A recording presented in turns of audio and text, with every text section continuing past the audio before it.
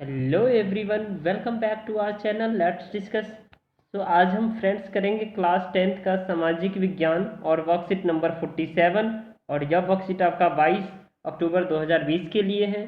तो विद्यार्थी का नाम यानी विद्यार्थी अपना यह नाम लिखेंगे, यहाँ कक्षा अध्यापक का नाम लिखेंगे और आज पढ़ना है लोकतंत्र के परिणाम।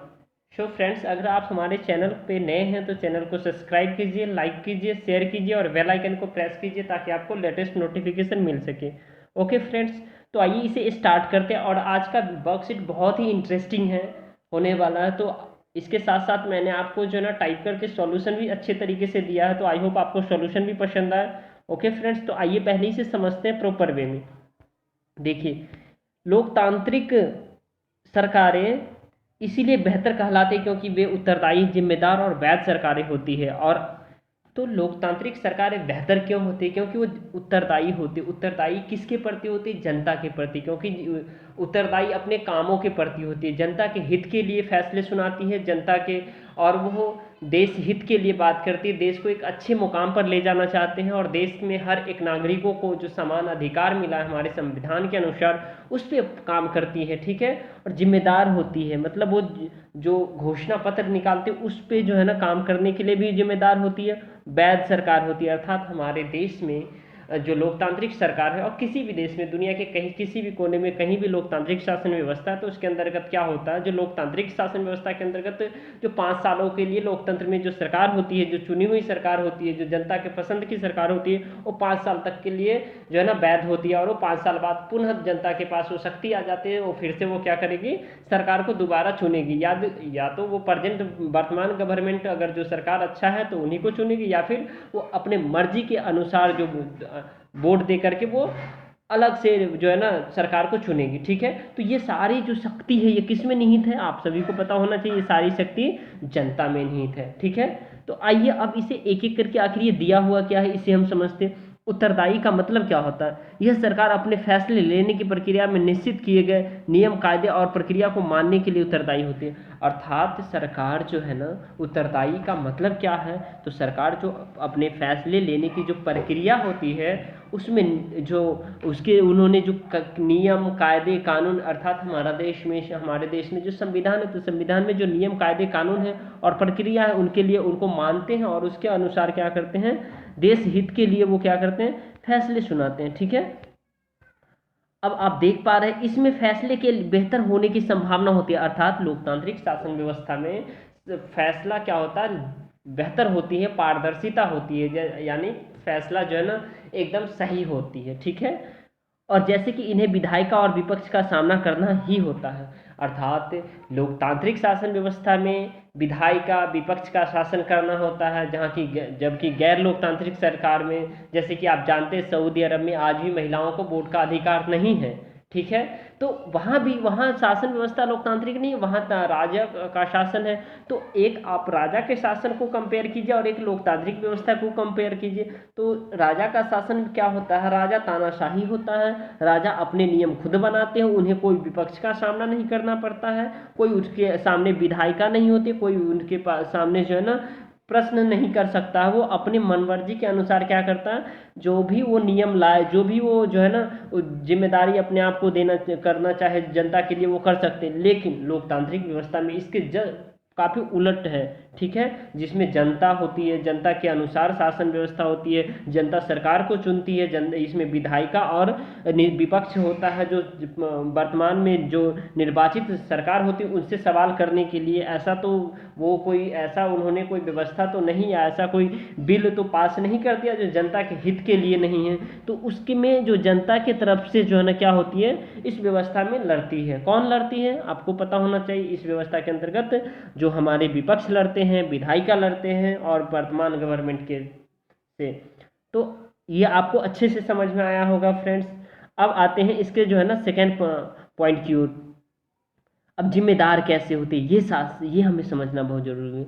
लोकतांत्रिक सरकारें अपने लिए गए फैसले के परिणामों के प्रति भी जिम्मेदार ठहराई गई जाती है। अर्थात लोकतांत्रिक सरकार जो फैसले लेती है, जैसे कि एक साधारण सा हम देखें, जो हमारे देश के अंदर जो भी अगर जो सरकार है, ठीक है, वो करती क्या है, जैसे कि वो चुनी हुई सरकार है, वो देश हित के लिए है, और वो देश के हित के लिए जो फैसले वो लेती है, ठीक है, वो फैसले क्या क्या हो सकती है, ये देखिए, ये सारे फैसले कानून बनाने में और लोकतंत्र के हित में फैसले, ठीक है। अब देखिए ठहराई जाती है, उन्हें आंदोलनों और चुनावों का क्या होता है, उन्हें आंदोलनों और चुनावों का सामना करना पड़ता है, जिससे उन्हें जिम्मेदार मानकर जनता उनके प्रति अपना निर्णय लेती है।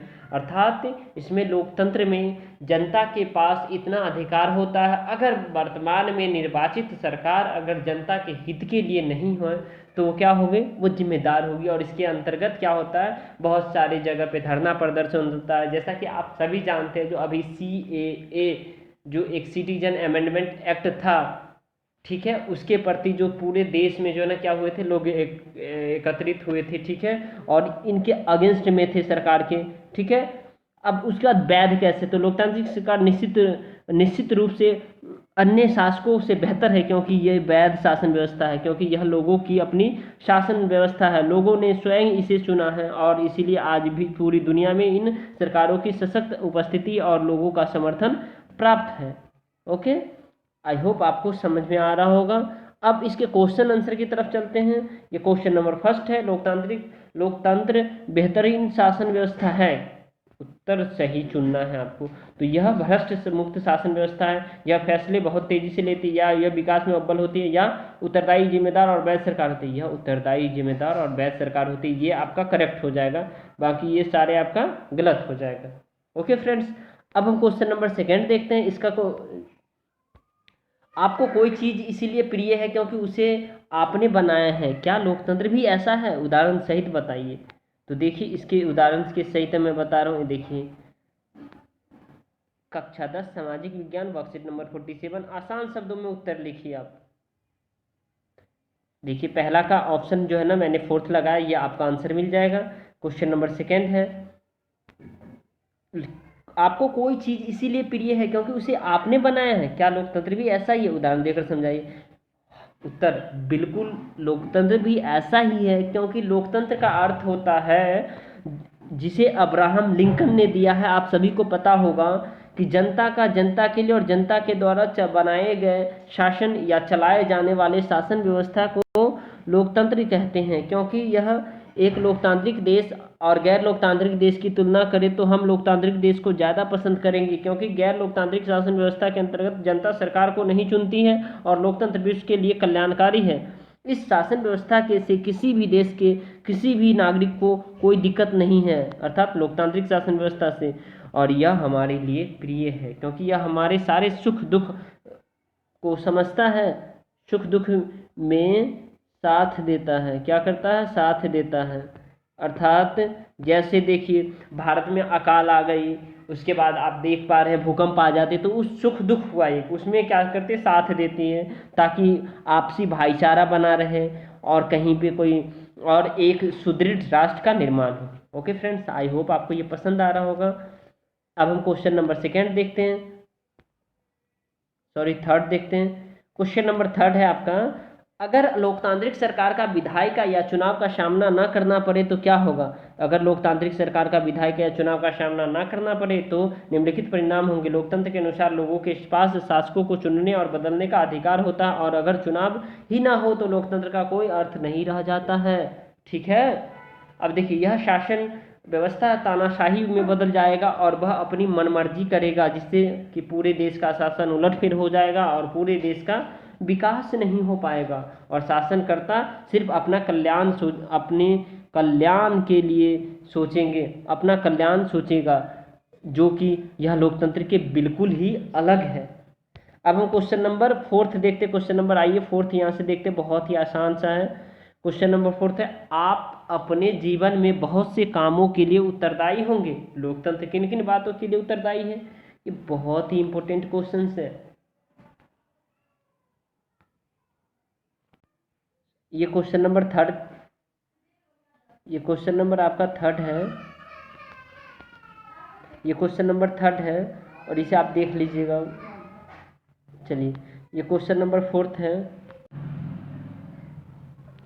आप अपने जीवन में बहुत से कामों के लिए उत्तरदायी होंगे। लोकतंत्र किन किन बातों के लिए उत्तरदायी है?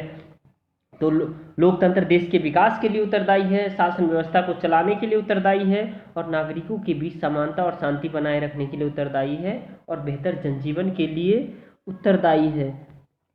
उत्तरदायी है, ये सब आप इस सब में लगा देंगे, ठीक है। और कोई कानून बनाने के लिए उत्तरदायी है, ठीक है।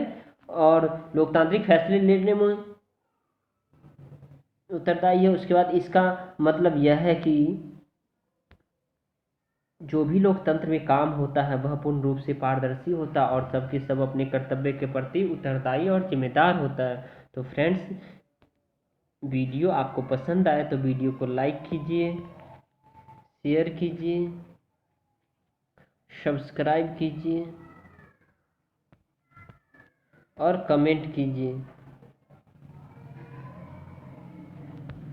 ताकि मुझे मोटिवेशन मिले और मैं आपको इसी तरह लगातार वर्कशीट सॉल्व करके देता रहूँ। Thank you, thanks a lot for watching. I hope आप इंजॉय किए होंगे इस वर्कशीट को। Thank you.